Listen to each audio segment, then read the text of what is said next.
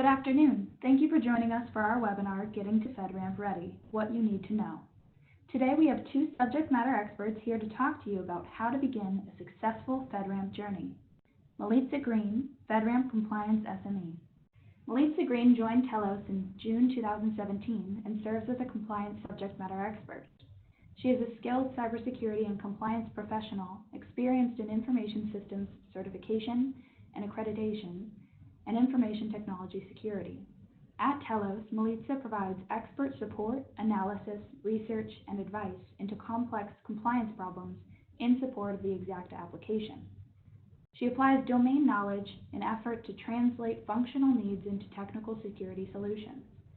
Milica is a certified Amazon Web Services solution architect and graduated with a bachelor's degree in business leadership from George Mason University.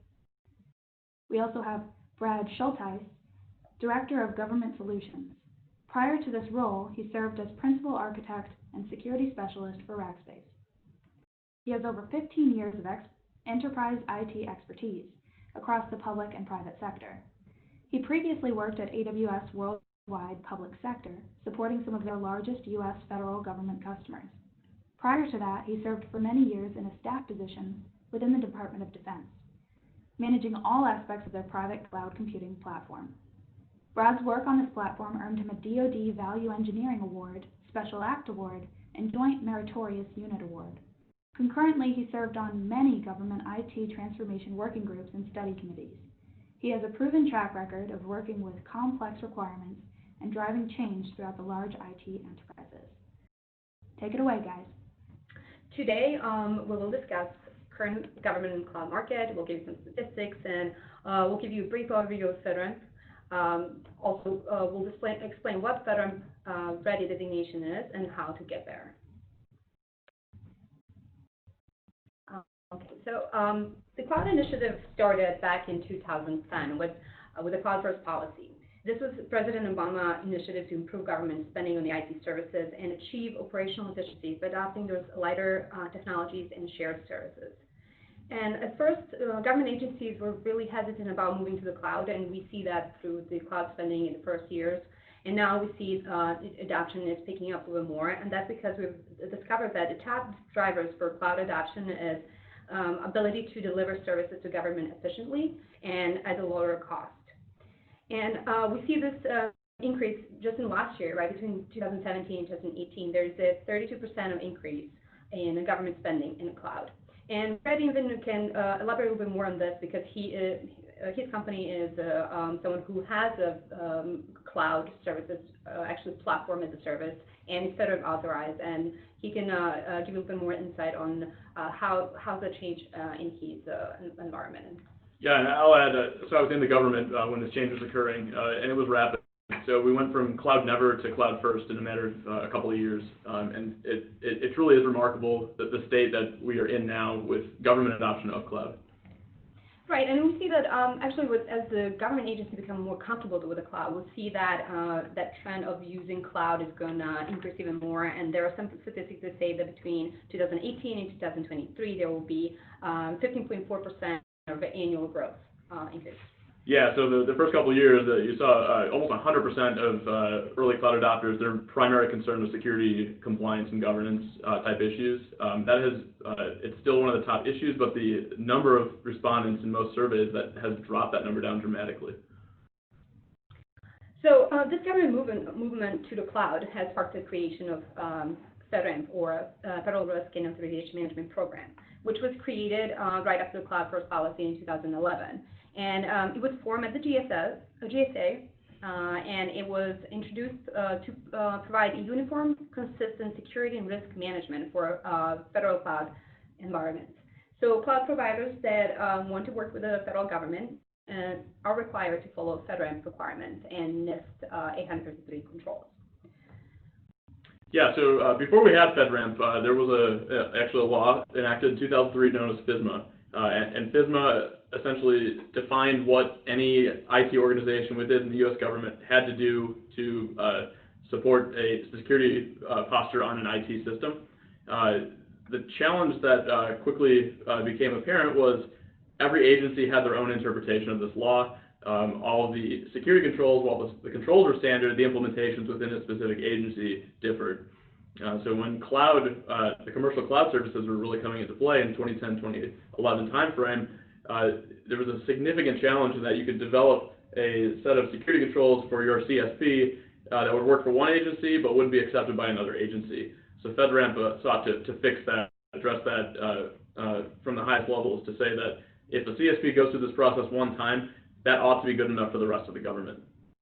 Right, so they're working on a principle of do once and use many times, which is just reusing the same authorization through multiple agencies. So if you get the Joint Authorization Board ATO, you'll be able to do such thing. And usually when we talk about FedRAMP, there's a common question that comes to mind is how much is this going to cost? And there's no really one number that can paint a picture of how much it's going to cost. It really depends on your system. Every system is different. Every organization is different. It depends on the maturity of that specific organization. It depends on the cloud model that you're deploying your application or your platform, and of course, the underlying infrastructure. So there are a lot of numbers that are thrown out there, and I think, Brad, you can talk a little bit more about this here. Since you're advanced in the process, you kind of know how much it costs you guys.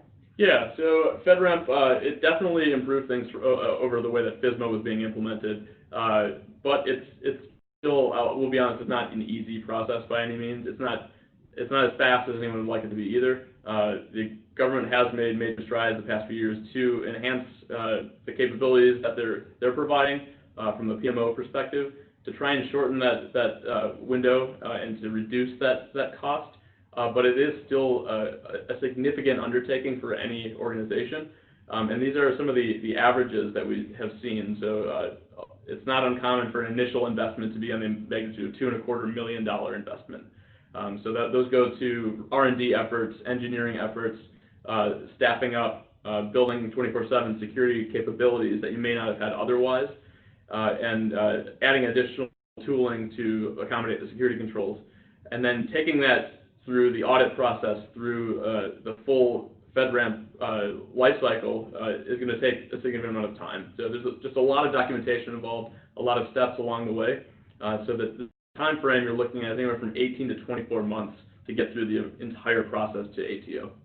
Right, and we see that now we see the trend that actually that number is lowering, and FedRAMP has made different changes to it. There is a FedRAMP Accelerator right now that has been introduced a couple years ago, and however, numbers are not available yet to actually show if the process has improved and how much it has improved. But in general, it really depends of, again, it depends of your application, or are you hosted on a platform as a service? Do you have someone who is providing that services up to the operating system level, or are you just hosted on an infrastructure as a service, where then more controls come in play and you're responsible for way more than if you were hosted on a platform as a service? Yep. Yeah, and I think there's a lot of misconceptions and preconceived notions. So if you've never done business with the government before, you might not have any idea how this stuff works, and therefore it's going to take you longer to go through this process, just by definition, really. And then there's just a misunderstanding of where's this money really going. You're not really paying the government to do this. So you can't buy your way into an authorization. It's, again, through the additional tooling, additional configurations, documentation, auditing, that you're paying for these things. And a lot of this is actually labor. So you're paying for man hours to do this stuff. So even though this process is getting to FedRAMP is actually really costly and it takes a long time, it is still very beneficial. And it opens up a door for another vertical for you to sell for the government, for the federal government, right? And also saves time and money in the way of assessing your application, your infrastructure, and then reassessing it as well. So you save time and money by doing it once and using it multiple times. And Brad, you can probably talk about some of the other benefits that you have experienced. Yeah, obviously the most clear benefit is you can sell your service to the federal government. It's not really optional. If you're a cloud service provider, to sell a CSP service to the government, it has to have a FedRAMP ATO. That's not a question anymore. But what that also gets you is you're actually building a stronger security posture. You're able to map a lot of the security controls and requirements from FedRAMP to other security standards you might be responsible for as a commercial service provider. So if you're working with healthcare industry, for instance, and you have the HIPAA requirements, most of the requirements you're going to be meeting for FedRAMP are directly mappable to that. Similar for the payment card industry, if you're trying to meet the data security standard for the payment card industry, you can do your PCI requirements as a subset of your FedRAMP requirements. So that being said, now we're going to go to actually explaining how you can get a FedRAMP authorization. There are two different paths that you can take. You can either go through a joint authorization board and get provisional authority to operate, or you can go through a sponsoring agency. So depending on the path you take, you're going to experience different things. If you're going for a provisional ATO, there is a specific way to follow or specific procedure. Like you will have to go to FedRAMP Accelerated, which will include applying through FedRAMP Connect, and you will have to submit your business case, which consists of job prioritization information form and proof of demand. And this is very critical. The proof of demand is the most critical piece, because the actual FedRAMP PMO will evaluate that, and it will see if you actually have enough demand to go through the Joint Authorization Board assessment. And you can provide demand such as your current demand, like your current customers that are using your solution, or the customer, or potential demand of your current customers who are using your on-prem solution but are trying to move to the cloud. You can also provide demand in a way of indirect demand, where you have customers who are FedRAMP authorized, so that's your indirect demand, right? Yeah, and another thing to keep in mind, this isn't necessarily choose your own adventure. If you already are working with a government agency, they're already buying your software, and now they just want to buy it as a service in a cloud delivery model, you're much better off going that agency path because you're already working with that agency. They can directly sponsor your initiative. So there's really not a negative to going with that approach. If you don't have that demand yet, you don't have the government customers, then you may look towards the JAB authorization, but you got to keep in mind that the JAB authorization is going to have a much higher standard because the Joint Authorization Board, made up of the Department of Homeland Security, Department of Defense, and General Services Administration, is not able to accept any risk, whereas an individual agency can accept a certain amount of risk associated with an information system. The JAB can't do that because they're acting on behalf of the entire government, so it's a much higher standard to meet. So again, the agency ATO is not a lesser option. It might be a better option for a lot of you. Yeah, it really depends of your solution, and we'll go into that in a minute. But even before that, like another difference between the agency ATO and job ATO is like you will have to go through FedRAMP Ready or complete readiness assessment, and you don't necessarily have to have it at a time when you're submitting your business case. But you have to be ready, once you get prioritized, you have to be ready within 2 months, right? So within 60 days. And next due dates I have listed here for March 8th and June 7th are the two dates for submitting your business case. I will pay close attention to those dates because of the government shutdown. I don't know if anything is going to shift or not, but that is what it stands right now. And then if you're going with an agency authority to operate, you will partner up with that agency, and then once you partner up with them, you will be designated as in process on a FedRAMP marketplace. Whereas when you pass the FedRAMP Ready, you will be designated as FedRAMP Ready on a marketplace, right? And once you have the FedRAMP Ready, you can be on a marketplace for 1 year. And then now we've come to which authorization is actually right for you. And we already kind of discussed about this. It really comes down to your demand. Do you have enough demand, and is this, does your actual system or your service have a broad appeal for many agencies, or is it very specific to one agency? And then also how mature your organization is. Can you withhold this rigorous testing? Yeah, so again, it's kind of up to you a little bit, but it's going to be more up to your potential customer base. So you got to keep in mind the government agencies you intend to work with and their requirements are essentially going to become your requirements. So again, you might have a goal in mind, but it might change based on the demand that you're seeing in the industry. So then once you decide to go with the PATO, then you will have to complete the FedRAMP readiness assessment. And in order to get the FedRAMP ready, there are a few things that need to happen. You need to hire a 3PAO who's going to do the assessment for you, and then the 3PAO has to attest that you are FedRAMP ready. So the next step will be submitting that readiness assessment report to the FedRAMP PMO to be reviewed and approved. And once you are approved, and not necessarily all cloud service providers will pass the RAR, right? But once you get approved, then you'll be listed on a federal marketplace.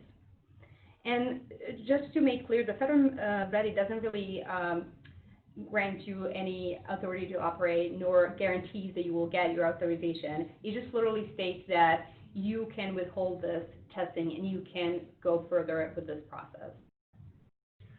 Yeah, and I'll add, I would not recommend that if you're just thinking about FedRAMP, reaching out to a 3PO and trying to get to FedRAMP ready. I've worked with a number of customers that was their approach, that was their go-to-market strategy. You know, we're going to go talk to 3PO, we're going to get FedRAMP ready, and you know, magic happens, and we're now making millions of dollars selling to the government. It doesn't really work that way in most cases.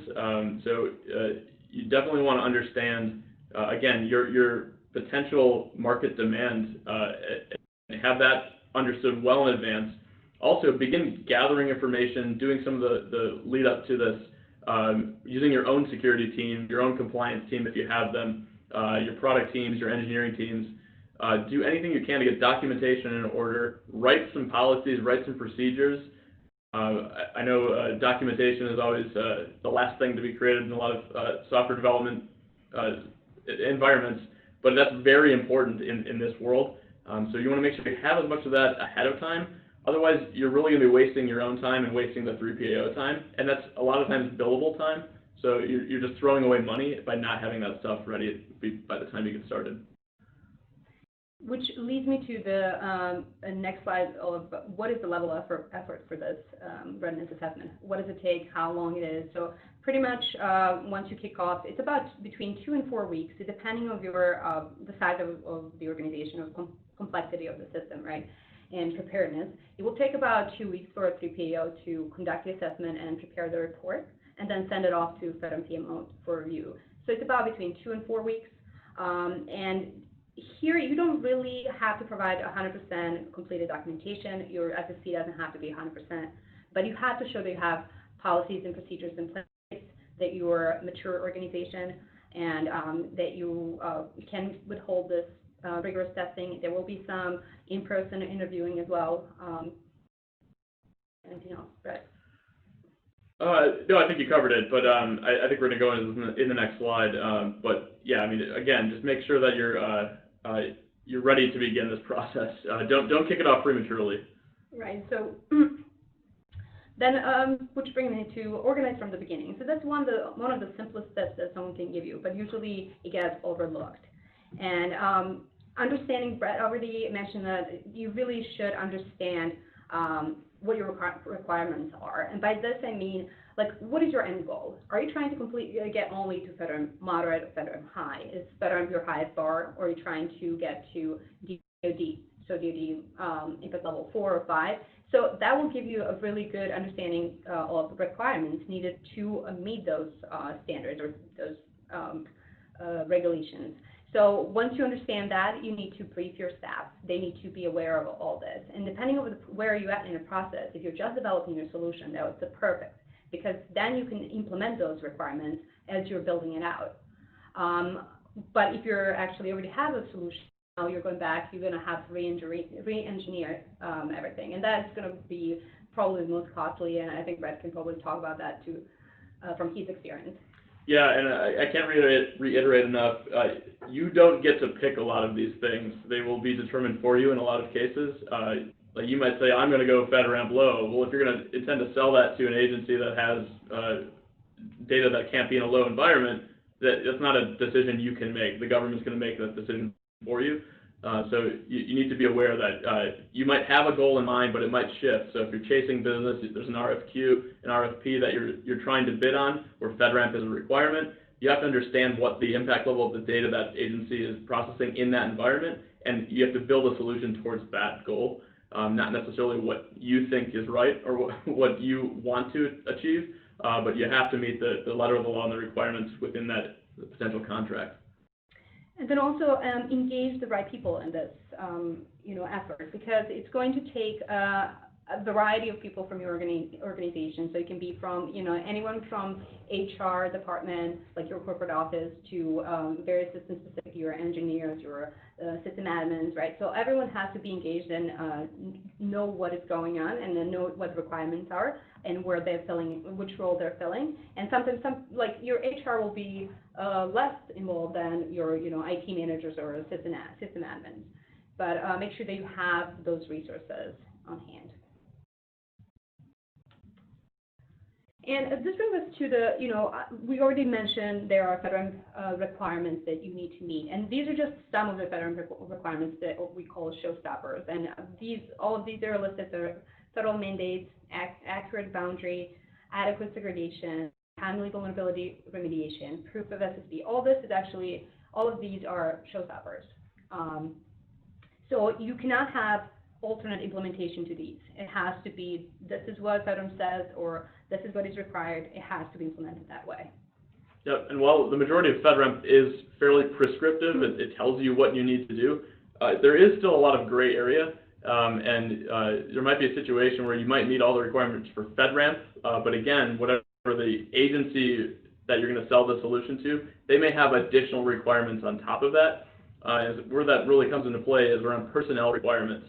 So while FedRAMP doesn't specifically or explicitly state that you need a U.S.-only operations team, the personnel requirements for a specific agency might dictate that you have a U.S.-only personnel requirement. So you need to be aware, again, of who your intended customer base is.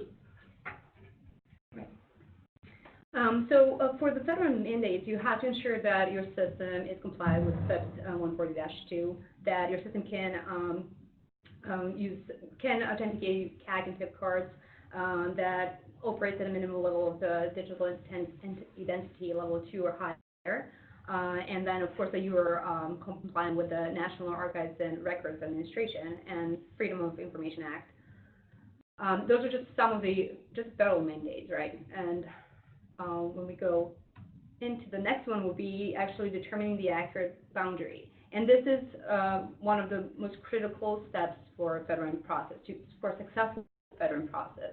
And it's usually one that cloud service providers struggle the most.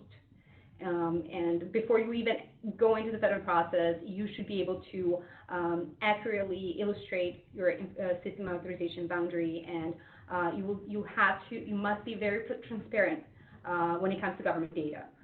Government wants to know where the data is going, where their metadata of their system is going, any associated protections or mechanisms in place, and all interconnections to the external systems. So you have to have that on the network diagram, plus in the description of your authorization boundary. Yeah, and the boundary definition is really a double-edged sword. So you can use it to your advantage to significantly decrease the scope of what you're taking through this process. But conversely, it makes it much harder to then interact with a system that you haven't included in that boundary and provide justification that you're doing that in a safe manner. So, excuse me. Last year, FedRAMP PMO released a new guidance for authorization boundary, and they're using rules of thumb to explain what goes inside of a boundary and what is outside of the boundary, right? So rule of thumb 1 says that any component in your system that is hosting any government data, hosting, processing, storing government data must be inside of your boundary. As well, rule of thumb 2 says external services that impact confidentiality, integrity, or availability of that federal information. So those two, it's kind of like, it's really kind of hard to understand how do external services now come in and they're part of your authorization boundary. Yeah, I mean, this is constantly being revised almost. It is still a gray area in a lot of cases, but you really got to understand the data flow. That's really the most important thing. If the data itself is moving, your boundary is probably incorrectly defined, and that's really the key, understanding the data itself. Right. So, for example, if you have external services that are, let's say, a ticketing system, if that ticketing system, depending on the data that you're putting in that ticketing system, if you're putting any vulnerability data of your system, it's considered metadata, right? So it is considered, that has to be a part of the authorization boundary. Whereas if you're using like corporate services as your external services, and let's say using corporate email, as long as you don't have any federal information in there, that's outside of your boundary. Yep. And then where that gray area quickly comes into play is metadata. So basically data about the data, which itself would need to be within the boundary as well. So this can be troublesome for folks that have never really dealt with this before. An example, if you're using the ticketing system example, if a customer calls in to your call center, you put a ticket in and you start capturing information about that government employee. You start capturing information about where they're operating, what the system is doing, what's going wrong, what a potential vulnerability that they've uncovered. That quickly becomes metadata that is not really authorized to be outside of the boundary. Right, and then we have the outside of the boundary that is, as I already mentioned, corporate services. Let's say if you were talking about you have a security awareness training that's provided by a corporate office, that is fine, and that should be outside of your boundary, and same as the development environment, for any development environment that's outside of your boundary, where production environment is clearly inside of your boundary, right? So the next really good tip will be the, you have to harden your configuration baseline. And FedRAMP recommends using CIS benchmarks or using United States government configuration baseline. However, I always point out it depends on your highest bar that you're trying to meet. Are you looking to get impact level 4 or 5? Or if you're looking to get to DoD and meet those requirements, then you will need DISA 6, right? And I think, Brad, you have a really good experience with this, and you can actually probably talk a little bit more about it. Yeah, and again, if you're first-time organization looking at doing business with the government, some of the stuff might look really cumbersome, really difficult to achieve. You look at the CIS baseline, you look at DISA STIGs, and there are hundreds, if not thousands, of individual configuration changes required. So one thing to keep in mind, you don't have to necessarily meet 100% of these things. You need to, in most cases, meet a vast majority or provide mitigating controls or other justification. But in a lot of cases, you take one of these off-the-shelf CIS baselines, you install your software. A lot of times your software is just not going to work. So that's going to take some re-engineering. But if there's a situation where there's just a configuration that's completely incompatible, there are ways to get around that. So don't let this be a barrier to entry. But on the other side of that, once you've established what that configuration is, please automate it. So make that your standard configuration and provide automation to get to that standard configuration, so that is the exact configuration every single time. Because anytime you introduce a manual process, you're introducing a potential risk and not getting to that same standard.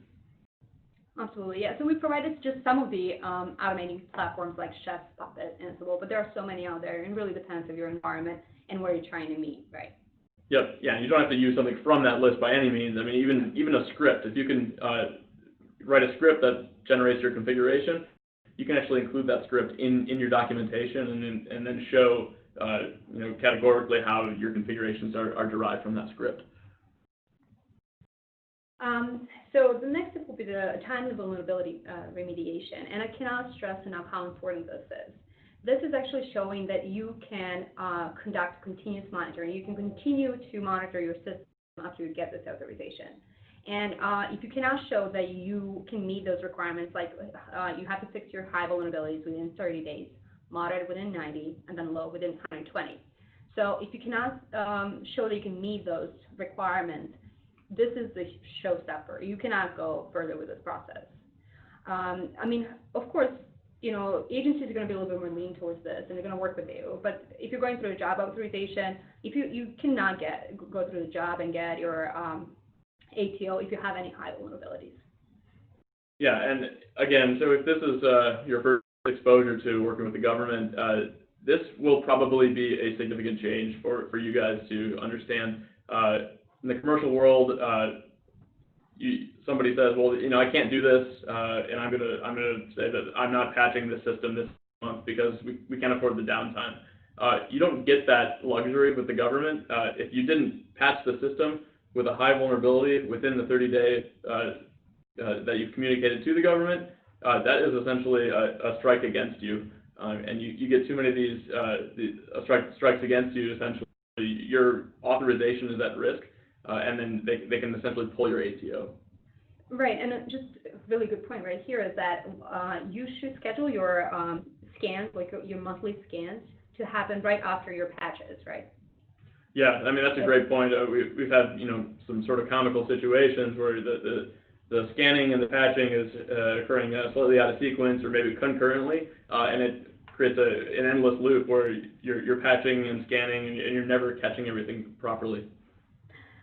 Yes, and then also don't forget, you also have to track all this because 3PL will ask you for evidence to provide to see how actually all the vulnerabilities that you have, plus how you're tracking them. It doesn't have to be a formal FedRAMP poem that you're using, but you can have just a spreadsheet that tracks your vulnerabilities. That will say when was discovered, what are the some of the milestones that you're meeting, and when is the date for this to be remediated.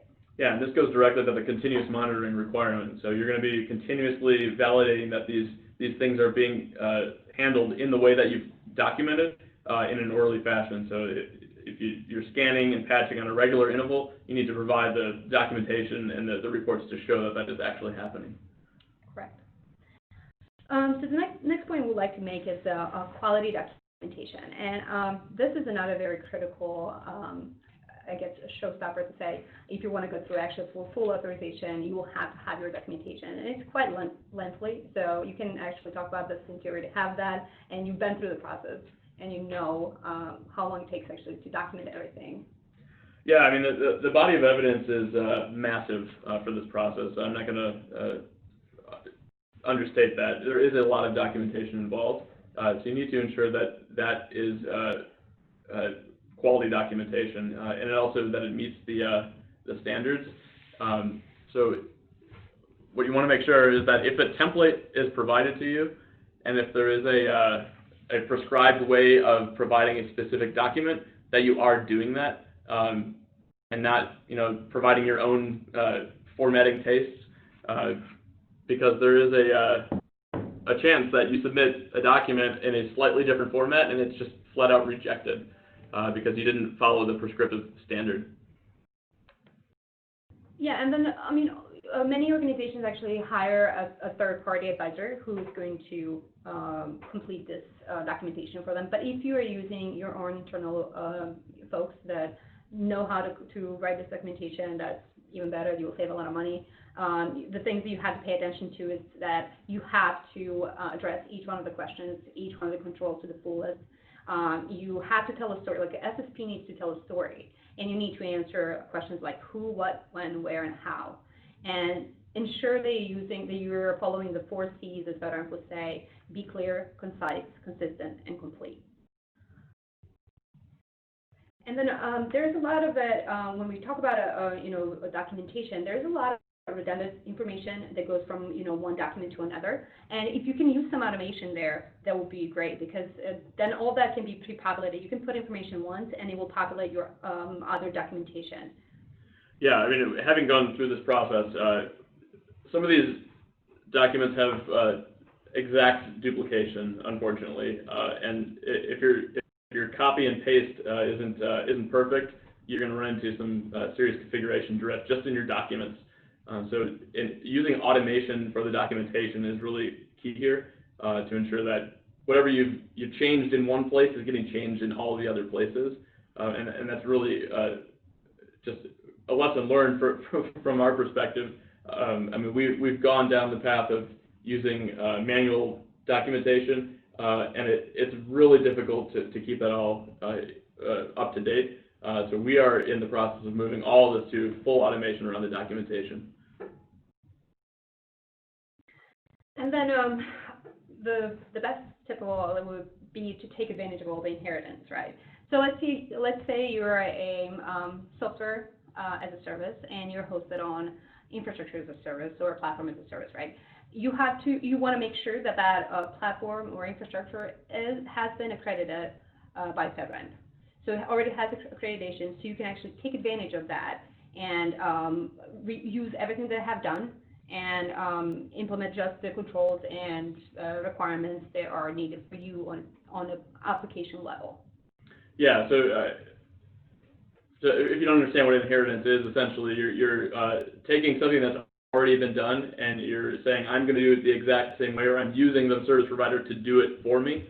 And you don't essentially have to write the documentation to support that. If you're able to fully inherit a security control, you can actually check, an inheritance box or say this is inherited from the provider, and you are not required to then meet that security control yourself. So that is key, and that really goes back to, again, the documentation automation. If you are relying on your service provider to meet that, if the service provider changes their control, you have to then go manually update your documents. So if you have a document automation platform, that makes it a lot easier to manage that inheritance process. Right, and this is where you're actually going to see your bill shrinks. And this is where you're actually going to see the benefit of using or leveraging someone else's infrastructure or someone else's platform. Then you don't have to implement all these additional things that you might have missed when you develop your application, let's say. That's exactly right. Yeah, so to give a very specific example of taking advantage of inheritance, essentially, we're going to assume a SaaS solution here. You're an ISP, you have a software as a service solution, and you want to go through FedRAMP. So we're going to say FedRAMP moderate. There's 325 security controls you will be responsible for implementing and managing and maintaining as the SaaS provider. And those controls go all up and down the technology stack, from your application through your database, down into the network, all the way down to the hardware platform itself and where that hardware platform resides. So a very specific example, this is an actual security control from FedRAMP controls. This one security control actually becomes 6 sub-requirements, and those 6 sub-requirements have to be applied across this entire stack. So you're looking at essentially 36 different configurations you have to maintain just to meet this one security control. That becomes very labor-intensive to ensure that you're doing that all up and down your stack. So if we go on to the next slide here, we'll see you are responsible, that is you, but by leveraging inheritance, we'll see, and if you're using AWS, for example, that bottom layer, the hardware, the data centers, the hypervisor configurations, those are now managed by AWS, and you can mark those as inherited controls. You're no longer responsible for that bottom 15%. You're saying AWS is managing my physical security. I don't have any gates, guards, or guns, but AWS does. And then if you can go higher up the stack and leverage a platform as a service or a managed service provider, you can raise that inheritance bar significantly higher. So you could go maybe up to 80%, where another solution provider is meeting these controls on your behalf, significantly reducing your own documentation burden and your ongoing operations requirements. So looking at, again, that specific example, the passwords in your application and database really becomes your only responsibility. You're going to inherit how the service provider is doing password management for everything else. So that 36 controls now is shrunk down significantly to just potentially 12 different places you need to manage. So what does that look like in reality? If you're not doing 80% of the work, someone else is doing 80% of the work, you can legitimately get an 80% reduction in total cost of ownership and potentially a significant speed up in that time to ATO. Since you don't have to write that documentation, it doesn't need to be tested or audited again. You're inheriting what's already been done. You're getting to ATO faster and a fraction of the time and fraction of the cost. Yes, and again, I just want to emphasize that you should always leverage an infrastructure or a platform that has been previously authorized. So you can actually inherit all those controls and you can inherit all the documentation. And your provider will be more than happy to give you all the supporting documentation and the control implementation and your actual, what are you responsible for? So you have to understand that they're going to take care of up to 80%, right? But that's up to 80% under the OS. And then there are certain things that you need to work on, which is usually the top layer of the application that you need to take care of, and you need to implement those controls. So you need to understand what is your responsibility. So just kind of wrap it up. Today we discussed a lot about, like different tips, giving you different tips of how to meet the FedRAMP requirements. And we, I think, stress enough the importance about the automation and using different tools to help you get to FedRAMP quicker. And those automated tools will actually help you automate the workflow and coordinate with different people and tasks. And it will tell you if something changes in your environment, and it will send you alerts. So I think it is very, very important if you want to streamline this process to actually look for those tools that will help you get there quicker and maintain your ATO better. Yeah, I mean, the two keys that have really helped us are automation and inheritance. So taking advantage of both of those and then automating your inheritance is really the coup de grace. That's going to allow you to do a lot of things a lot more flexibly and a lot more efficiently. So yeah, like, your provider will send you a spreadsheet with like a list of all the controls that they are taking care of, and then also they will give you your responsibility or customer responsibility for them, right? And they will provide you that in a spreadsheet. And imagine that having that into like an automated or having like a live feed to that information. When anything changes, it will change automatically, and you will be able to inherit the controls in times of minute, right? Or even less. So it's automatic. And how beneficial would that be for you, right? Yep. So that brings me to Exacta 360. Exacta 360 is a platform for risk compliance and compliance management, and it helps you streamline the production of your FedRAMP documentation. It will help you manage and maintain your body of evidence and produce body of evidence. Exacta 360 uses FedRAMP templates from FedRAMP.gov, so you don't have to worry if FedRAMP changes anything. It will be automatically changed. They just recently changed their FedRAMP SSP, and that was automatically changed within Exacta, so you can actually publish. You just click a button and you publish a new SSP. So you don't have to migrate to a new Word document, for example. In addition, another really good benefit is streamlining migration process from, soon is going to be from revision 4, 853 revision 4 to revision 5. In addition, Exacta leverages AWS API calls to ensure that continuous monitoring is that you have continuous monitoring in place, and that you're constantly checking those connections with your underlying infrastructure. Yeah, I mean, at Rackspace, we're so very happy that there is a solution like Exacta because it's helping us to automate the documentation, which we've automated all the operations, but the documentation was still manual. Moving all the documentation to an automation platform has really helped us to get out of the paper age and into the cyber age. So the way Exacta 360 FedRAMP application is designed to cover all three phases of FedRAMP process. The pre-authorization phase, where the cloud service provider is able to go in and create the body of evidence, create the SSP, and provide evidence for testing. And then there is the during the authorization phase, where a 3PO will have access to all this documentation.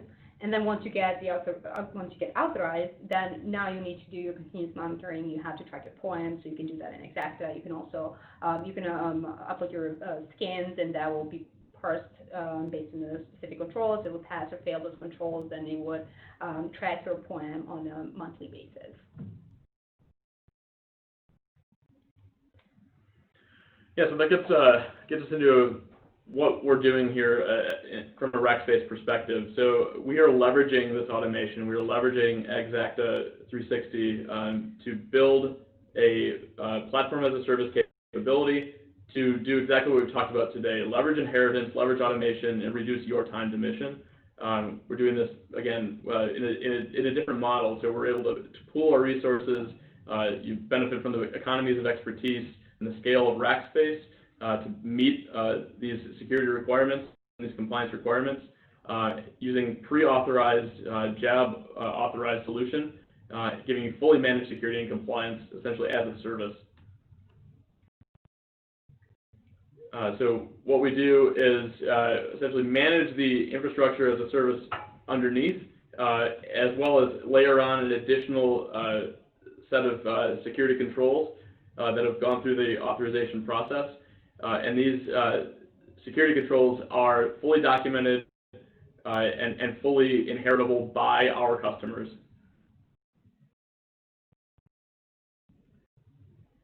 So essentially we're doing what we talked about, potentially reducing your requirements by up to 80%. So that could dramatically reduce your time to ATO and dramatically reduce your cost. So instead of you going through the process of configuring an OS, using the disastigs, setting up a patching program, setting up an administrative program, doing backups, antivirus, performance monitoring, IDS, all these things that are going to be called out in glorious detail within the FedRAMP security controls, you're taking advantage of a provider that does all those things on your behalf, and it's fully documented and inheritable within your documentation. Thank you for that presentation, Milica and Brad. Now I'd like to open the floor for any questions the audience may have. Please feel free to submit a question into the WebEx Q&A box or submit them directly to the Telos Corporation account. So we had a question, is FedRAMP required for services like video conferencing and other services that don't keep information in the cloud? It really depends on the NIST definition of cloud and how you're delivering services. If you are a cloud service provider, a CSP by definition, the CSP, if you're delivering in an IaaS, a PaaS, or a SaaS service model, you would have to have a FedRAMP authorization to sell that in most cases. It's going to vary. So a lot of agencies try to get around some of these things by putting things inside of their environment. So if you're deploying the service in an on-prem model, the answer there might vary because then your model of delivery would change. But pretty much in most cases where you are by definition a cloud service provider, that you're going to be required to have a FedRAMP ATO at some point. All right, we had another question. Is FedRAMP only for CSPs and SaaS providers? How about for integrators and MSPs or managed service providers? So this is an interesting question. This is one that we as Rackspace have actually been somewhat struggling with. In the context of FedRAMP, there isn't really a definition of an MSP or a system integrator. They're essentially they're viewed as part of the agency or part of the organization from a personnel perspective. And then they're not part of the FedRAMP cloud service. So what we've done within our government solutions organization is built in a PaaS model so that we can layer on our MSP services in the FedRAMP model and in the NIST definition of cloud. So we're delivering at a PaaS layer the managed services. We have a question. Do we have to be on the GSA Cloud Services contract prior to getting a FedRAMP certification? No, you do not have to be. You can either, it really depends. There are different ways you can go about this. So you can either start preparing for, let's say you're going through a job authorization, or if you still RFP or RFI that is posted out there, but you can go and solicit that one even though you don't have a FedRAMP authorization, and they will usually give you a time by what time you have to meet it. So pretty much you definitely can go and you can bid on those contracts even though you don't have a FedRAMP ATO.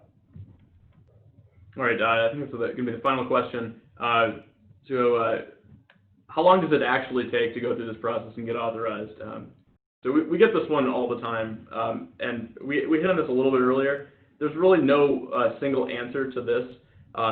There's a lot of variables that go into it. Are you currently doing business with the government? Have you done business before? Do you understand what this is going to take?